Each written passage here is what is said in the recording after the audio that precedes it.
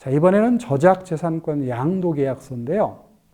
자, 저작재산권 양도계약서를 말씀드림에 있어서 제가 앞서 이제 잠깐 언급을 한 매절계약이라는 것과의 차이점을 설명드리고 가겠습니다.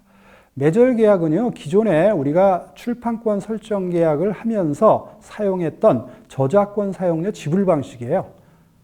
즉, 정가 대비 몇 퍼센트를 발행부수나 판매부수로 이제 인세 개념으로 주겠다라는 게 아니라 한 몫의 저작권 사용료를 전부 주고 그 이후에는 주지 않는 방식을 우리는 보통 매절이라고 했어요.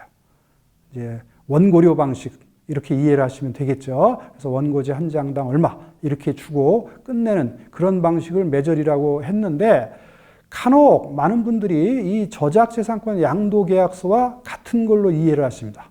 절대로 그렇지 않습니다. 매절계약은 이제 저작권 사용료를 한 번에 일괄적으로 이제 지급하는 방식인데요. 우리나라 대법원 판례에 따르면 이 매절계약은요, 위험해요. 왜 위험하냐면 저작재산권 양도계약으로 이해를 하고 이후에 매출이 많이 발생했는데도 이제 저작권 사용료를 더 이상 주지 않는 관행이 우리 출판계에 있어 왔는데 그것이 이제 무효라는 판결이 계속 이어졌던 거죠. 자, 그러니까 확실하게 한 몫의 저작권 사용료를 주고 끝내고 싶다면 출판사에서는 반드시 저작재산권 양도계약을 하시길 바랍니다. 하지만 이것은요, 저작권자, 저작재산권자 입장에서 보면 매우 불리한 거죠. 자, 그렇기 때문에 뭐 쉽게 그렇게 저작재산권을 양도하려고 하지 않을 겁니다. 자, 그렇기 때문에 여기서 말씀드리는 저작재산권 양도계약서의 의미를 잘 이해하시고 저작권자를 잘 설득하신다면 소기의 목적을 달성하실 수도 있을 거고요.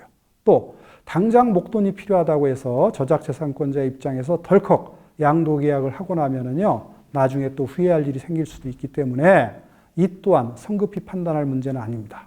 그러므로 저작재산권 양도계약서의 의미를 잘 이해하시고 좀 판단을 슬기롭게 하시길 바랍니다. 자, 그래서 저작재산권의 양도에 관한 규정을 보시면은, 자, 여기 잘 보세요. 아까 출판권 설정 계약에서도 말씀을 드렸는데요. 2차적 저작물 작성권이 빠져 있어요. 원래 저작재산권은 모두 7가지입니다. 복제권, 공연권, 공중송신권, 그리고 배포권, 전시권, 대여권, 2차적 저작물 작성권. 그런데 여기에 별표에 보면은요, 2차적 저작물 작성권을 제외한 6가지만 설시가 되어 있습니다. 그 이유는 뭐냐면 저작권법에서 특약을 하지 않으면 2차적 저작물 작성권은 넘어가지 않는 것으로 본다고 했기 때문에 만약에 2차적 저작물 작성권을 포함하고 싶으시면 맨 뒤에 있는 특약사항에서 다시 한번 주의를 환기시키고 합의하시라는 그런 의미로 이제 여기선 빼놨는데요. 자, 왜 그러냐면 2차적 저작물 작성권은요, 부가가치가 매우 높은 권리입니다. 예를 들어서 소설을 이제 작성한 작가가 있다면은요, 소설 그 자체는 원저작물이 되지만 나중에 그 소설이 흥행에 성공하게 되면 영화화가 될 수 있겠죠. 바로 이 영화가 2차적 저작물이 되는 겁니다. 자, 그러니까 그것뿐만 아니라 다른 나라로 번역이 된다면 그 번역물도 2차적 저작물이 되는 거고요. 그죠? 음악 저작물 같으면 수많은 뮤지션들이 이제 음악을 편곡을 해서 쓰잖아요. 그 편곡도 2차적 저작물을 만드는 방법이고. 자, 그렇기 때문에 처음에 내가 무명 작가일 때는 사실 생각하기 힘든 권리예요. 그러나 나중에 내가 유명 작가가 되고 나면 그때 비로소 2차적 저작물 작성권의 부가가치가 커집니다. 그렇기 때문에 처음부터 이것을 무턱대고 양도하고 나면 나중에 후회하는 불합리한 계약으로 이제 귀결되는 그런 경우가 많기 때문에 저작권법에서는 저작재산권을 양도하더라도 2차적 저작물 작성권은 서로 합의하지 않으면 특약으로 이제 규정하지 않으면 넘어가지 않은 것으로 본다라는 그런 이제 조항을 넣어놓은 겁니다. 그 다음에 저작재산권자의 의무인데요. 자, 그러니까 당연한 거죠. 양도하고 나서 이것을 다른 사람한테 또 이용 허락을 한다거나 이중 양도를 하면 안 되겠죠. 바로 그런 부분을 이제 환기시켜 놓은 조항이다. 자, 그렇게 보시면 되겠고요. 이제 또 한 가지 이제 이 부분에서 주의하실 것은 과연 그 저작재산권자가 온전한 권리를 갖고 있는지를 확인하실 필요가 있어요. 무슨 뜻이냐면 요새 신탁관리단체들이 있습니다. 어문저작물의 경우에는 문예학술저작권협회 같은, 또 음악저작물은 이제 음악저작권협회 이런 곳이 있죠. 여기에 신탁이 돼 있다면 원칙적으로 저작재산권은 바로 그 신탁관리단체에서 이제 행사할 수밖에 없어요.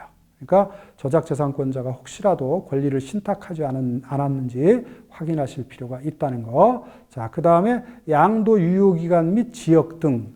원래 저작재산권은 양도를 하게 되면은요, 뭐 일반적인 재산권도 마찬가지입니다만은 그 기간이라든가 지역의 한계가 없는 걸로 이해를 해왔어요. 일반적인 물권, 그러니까 동산이나 부동산의 경우에 예를 들어서 집을 팔면은 끝나는 거죠. 그것을 이제 소유권이 완전히 이전되니까 뭐 특정 기간이라든가 지역을 따질 수가 없는데, 저작재산권의 경우에는 특이하게도 저작권법 규정에 따라서 저작재산권은 그 일부 또는 전부를 양도할 수 있다. 자, 그 점을 잘 이해하시기 바랍니다. 그러니까 전부 다 넘겨줄 것인지, 그 중에 일부만 넘겨줄 것인지를 서로 합의해서 정하라는, 그래야 합리적이다라는 판단에 따라서 만든 조항이라는 것. 그 다음에 저작인격권 등의 존중 조항, 이거 잘 보셔야 됩니다. 분명히 이 계약서의 제목은요, 저작재산권 양도계약입니다. 저작인격권은 양도가 되지 않습니다.